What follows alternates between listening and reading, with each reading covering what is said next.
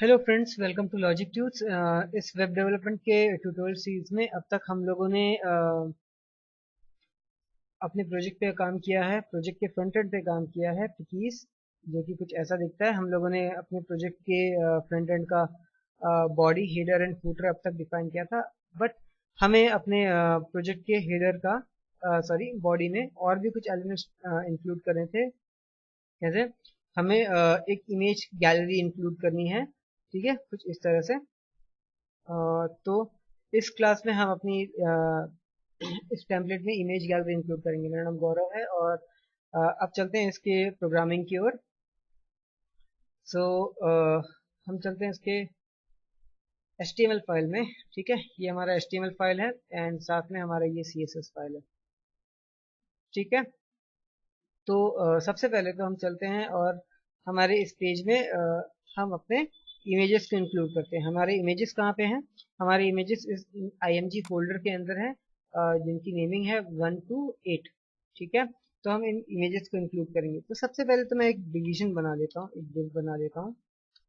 ठीक है, जिसके अंदर मैं अपने इमेजेस को रखूंगा, डिव। एंड मैं इस डिव को क्लास दे देता हूँ गैलरी।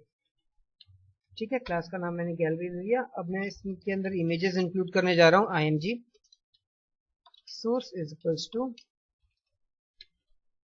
IMG के अंदर नेविगेट करते हैं हम JPG। ठीक है, एंड इस इमेज को हम क्लोज कर दें IMG के साथ। Delete, fine, control C, enter. मैं इसे 8 बार कॉपी कर लेता हूँ बिकॉज हमारे पास 8 नंबर ऑफ इमेजेस हैं। 2, 3, 4, 5, 6, 7 एंड अगेन 8।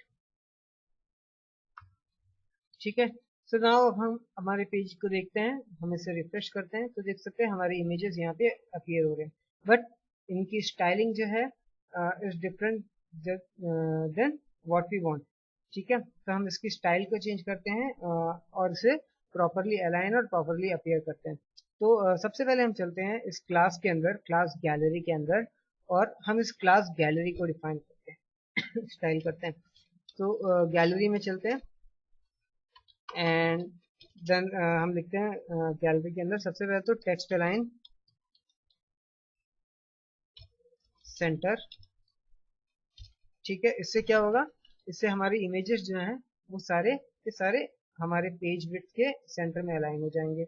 दूसरी चीज हम चलते हैं हमारी गैलरी के अंदर और सेट करते हैं डिस्प्ले। डिस्प्ले जो हम रखेंगे, हम चाहते हैं कि जितने भी ब्लॉक्स बने वो इनलाइन ब्लॉक्स हों। ठीक है, तो इनलाइन एंड देन ब्लॉक। ठीक है, अभी इन इनलाइन ब्लॉक का कोई असर नहीं होगा बिकॉज हमारे जो इमेजेस के जो विड्थ हैं वो अभी bigger than the size we want, हमारे साइज से ज़्यादा है। तो अब हम आते हैं और हमारे इमेजेस को स्टाइल करते हैं। इमेजेस को स्टाइल करने के लिए हम गैलरी के अंदर के इस इमेज टैग को स्टाइल करेंगे। तो अब चलते हैं गैलरी के अंदर के इमेज टैग को स्टाइल करने।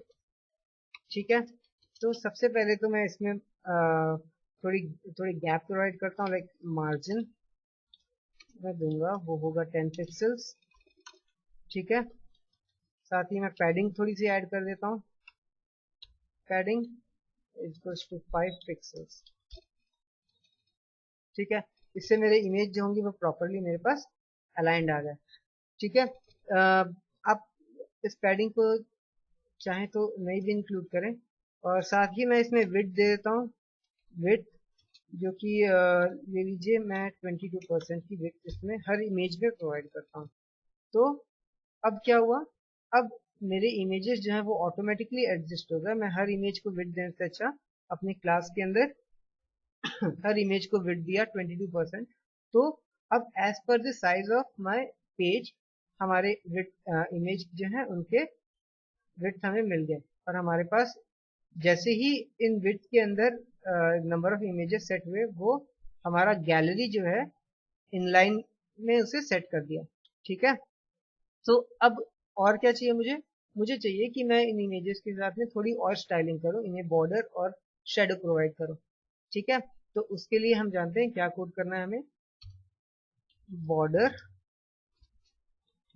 जो होगा वो होगा 3 पिक्सल्स का, pixels solid in white colour. ठीक है, वाइट कलर का हमने बॉर्डर दे दिया और अब उसमें हम शेडो ऐड करेंगे। शेडो जो होगा वो होगा 1 पिक्सल्स ओवरऑल। तो हम इस 1 पिक्सल्स को कॉपी करते हैं और इसे कलर दे देते हैं 333 का, लाइट ग्रे कलर का।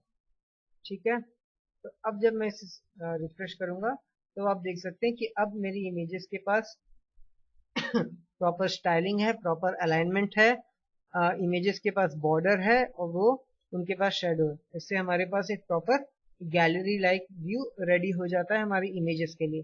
ठीक है, तो और ये जो रिस्पॉन्सिव टेम्पलेट हम लोगों ने अब तक बनाया है, ये एक तरह से रिस्पॉन्सिव भी है, बिकॉज आप देख सकते हैं कि किस तरह हमारे पेज के एलिमेंट्स का साइज ऑटोमेटिकली चेंज हो जा रहा है।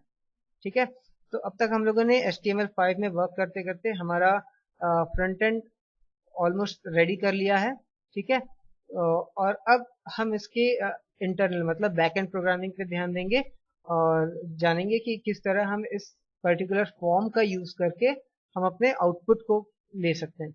So from the next class हम लोग PHP को अप्लाई करने जा रहे हैं इस वेब पेज के साथ में, और इनके एलिमेंट्स के साथ PHP को अप्लाई करके हमें क्या रिजल्ट लेके आना है। हमें चाहिए कि हम एक इस तरह का इमेज बैज बना पाए, जब भी कोई हम नाम डिस्प्ले करें हम इस तरह के एक इमेज बना पाए। ठीक है, so from the next class हम लोग इस पेज के इस टेम्पलेट के बैक एंड प्रोग्रामिंग पे जाएंगे और PHP के साथ वर्क करके जो हमें आउटपुट चाहिए हम उस आउटपुट को लेके आएंगे। ठीक है, तो नेक्स्ट क्लास तक के लिए good bye, happy programming, love India and subscribe करना मत भूलिए, सब्सक्राइब कीजिए और नेक्स्ट क्लास में PHP के साथ में वेब डेवलपमेंट की और क्लासेस लीजिए। Thank you.